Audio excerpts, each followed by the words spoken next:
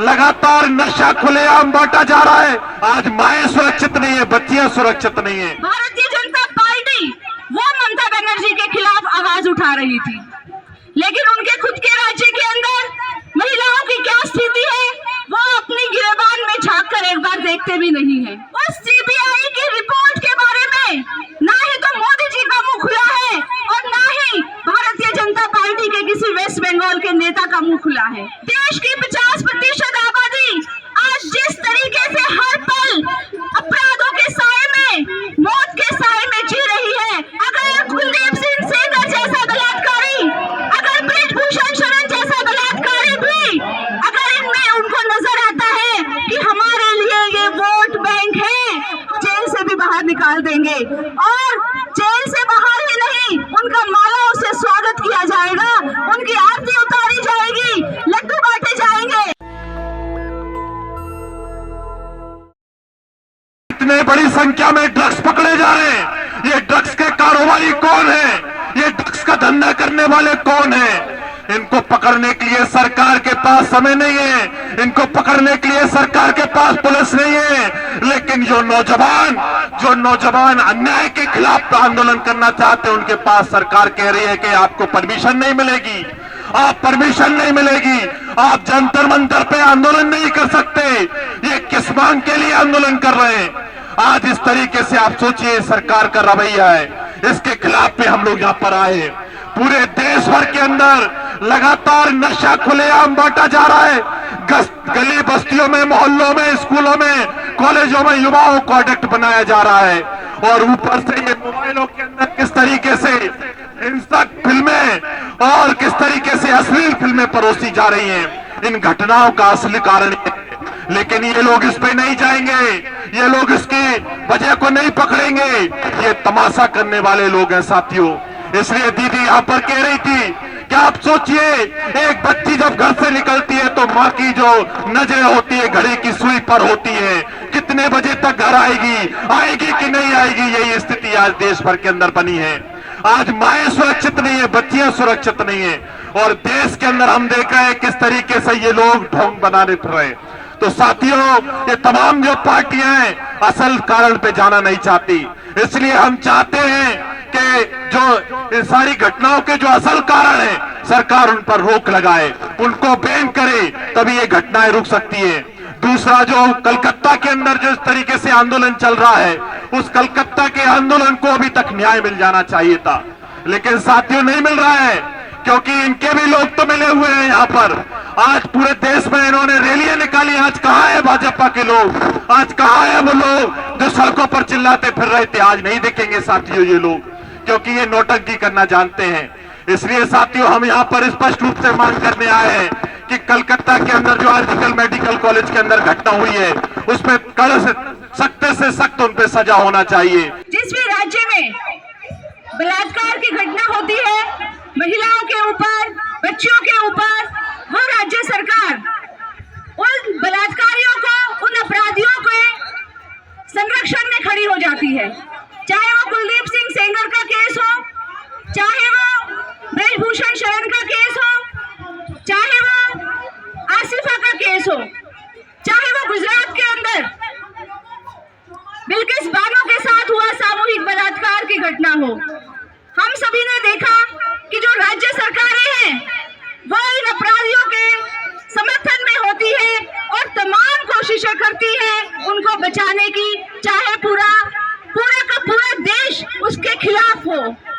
लेकिन साथियों, हम लोग एक घटना देख चुके हैं 2012 में, जब निर्भया के साथ दिल्ली की सड़कों पर गैंगरेप होता है, उसकी मौत हो जाती है, तो उसके खिलाफ जो एक मिलिटेंट मूवमेंट हुआ था, उस मिलिटेंट मूवमेंट के दबाव में सरकार को झुकना पड़ा था और इस हद तक झुकना पड़ा था कि जस्टिस वर्मा कमेटी की रिपोर्ट गठित की थी, लेकिन शर्म की बात यह है कि वो कमेटी की जो सिफारिशें थी आज तक उनको लागू नहीं किया गया है। तो साथियों, ये बहुत ही दुख की बात है। हम लोगों को, पूरे देश भर को आज ये सोचने की जरूरत है कि जो सामाजिक सांस्कृतिक लड़ाई हमारे देश के जो बुद्धिजीवी थे, हमारे देश के मनीषी थे, हमारे देश के जो शहीद थे,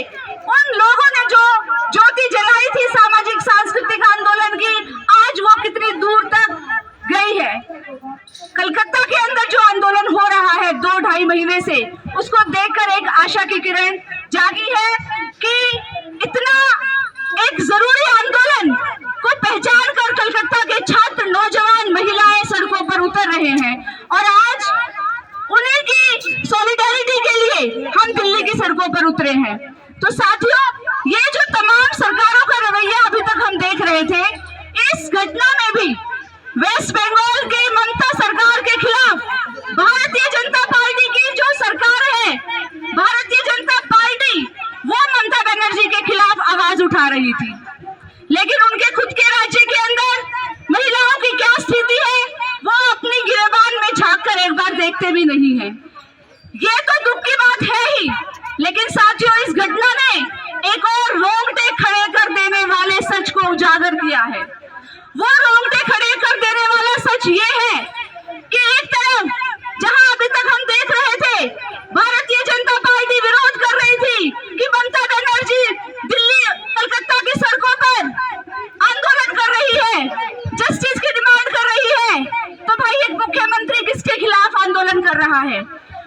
एक मुख्यमंत्री किससे मांग कर रहा है जस्टिस की? एक मुख्यमंत्री किसके खिलाफ एक ज्ञापन दे रहा है? वो इस बात के लिए बहुत ज्यादा आवाज उठा रहे थे। और यहाँ हम लोगों को ये भी जानना जरूरी है कि ममता बनर्जी ने मोदी जी को एक पत्र लिखा, जिस पत्र के अंदर पूरे देश भर में जो महिलाओं पर अत्याचार, अपराध हो रहे हैं, उसके बारे में लिखा, लेकिन कलकत्ता की घटना के बारे में उसमें कोई भी जिक्र नहीं किया। उससे भी शर्मनाक पहलू आप देखिए कि जो सीबीआई की जो रिपोर्ट आई है, उस सीबीआई की रिपोर्ट के बारे में ना ही तो मोदी जी का मुंह खुला है और ना ही भारतीय जनता पार्टी के किसी वेस्ट बंगाल के नेता का मुंह खुला है। आप देखिए कैसे ममता बनर्जी की सरकार और भारतीय जनता पार्टी का जो विचार है वो एक है। आप यहाँ पर देख सकते हैं, जबकि विरोध कर रहे थे अभी तक, लेकिन ये लोग हर भरसक प्रयास कर रहे हैं कि किस तरीके से ममता बनर्जी को एनडीए में शामिल कर लिया जाए। तो साथियों, आप देख सकते हैं कि इनके राजनीतिक हित, सिर्फ अपने राजनीतिक हितों के लिए, सिर्फ अपनी वोट की राजनीति को मजबूत करने के लिए किस तरीके से ये सारी पार्टियां एकजुट हो जाती है। इनके सामने महिलाओं पर बढ़ते अत्याचार, महिला बेटियों पर होने वाले अत्याचार, देश की 50% आबादी जो आज डर के साए में जी रही है, देश की 50% आबादी आज जिस तरीके से हर पल अपराधों के साए में, मौत के साए में जी रही है, इनके लिए वो कोई मायने नहीं रखता है। इनके लिए वो विरोध की आवाज दब जाती है जब ये बात सामने आती है कि हमारा वोट का हित कहां पर है, हमारा राजनीतिक हित कहां पर है, हमारा सत्ता में बनने का रास्ता कहां पर है, हम किस तरीके से सत्ता में बने रह सकते हैं। अगर कोई अपराधी, अगर राम रहीम जैसा बलात्कारी, अगर कुलदीप सिंह सेंगर जैसा बलात्कारी, अगर ब्रिजभूषण शरण जैसा बलात्कारी भी अगर इनमें उनको नजर आता है कि हमारे लिए ये वोट बैंक है, हमारे लिए इनका जेल के बाहर रहना, सत्ता में हमारे बने रहने के लिए जरूरी है, तो ये उसको जेल से भी बाहर निकाल देंगे। और जेल से बाहर ही नहीं, उनका मालाओं से स्वागत किया जाएगा, उनकी आरती उतारी जाएगी, लड्डू बांटे जाएंगे। तो साथियों, ये सरकारों की क्या आज रिस्पॉन्सिबिलिटी है, कितना निभा रही है, इसको देखने की जरूरत है।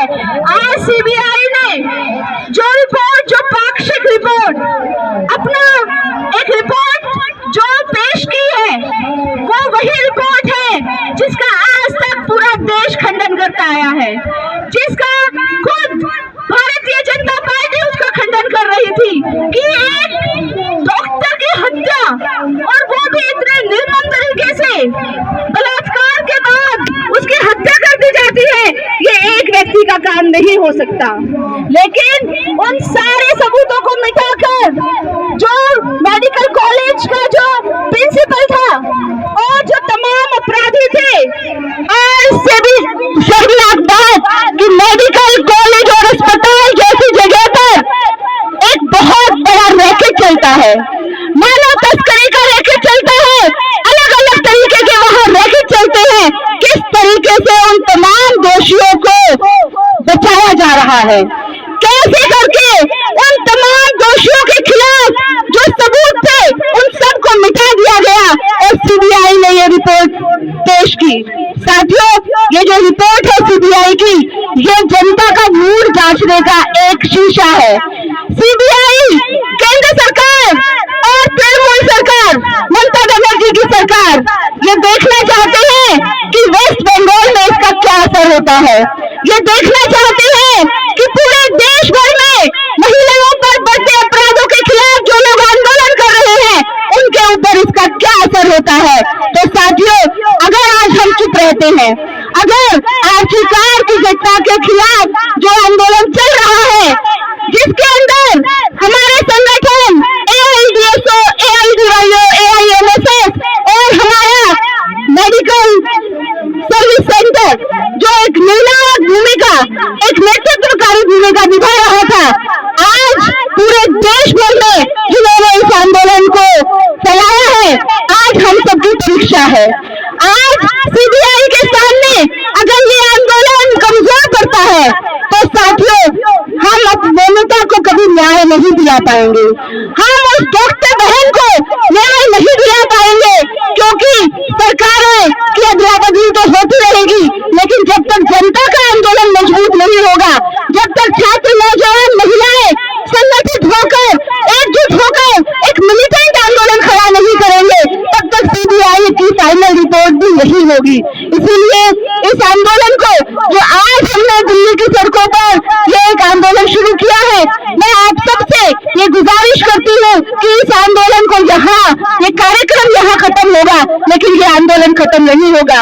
इस आंदोलन को आज के बाद हम दिल्ली के ही नहीं, पूरे देश भर के गली गली के अंदर, सड़क सड़क पे इस आंदोलन को चलाएंगे, ताकि हर बहन को न्याय मिल सके, हर बेटी को न्याय मिल सके।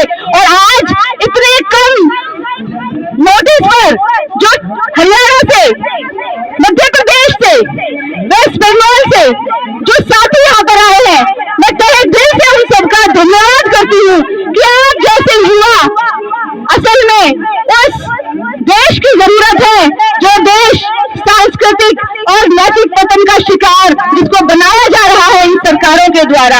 आप सभी लोग एक आशा की किरण है, और इसी उम्मीद के साथ कि हम डॉक्टर ममता को न्याय दिलाएंगे, मैं अपनी बात खत्म करती हूँ। जब तक हमारा आंदोलन जारी रहेगा, आप सभी का बहुत बहुत धन्यवाद। नेशनल दस्तक की आपसे गुजारिश है कि अगर इसको बचाना चाहते हैं तो नेशनल दस्तक को सब्सक्राइब करने के लिए रेड कलर के सब्सक्राइब बटन को दबाएं, फिर बेल आइकन की घंटी दबाएं।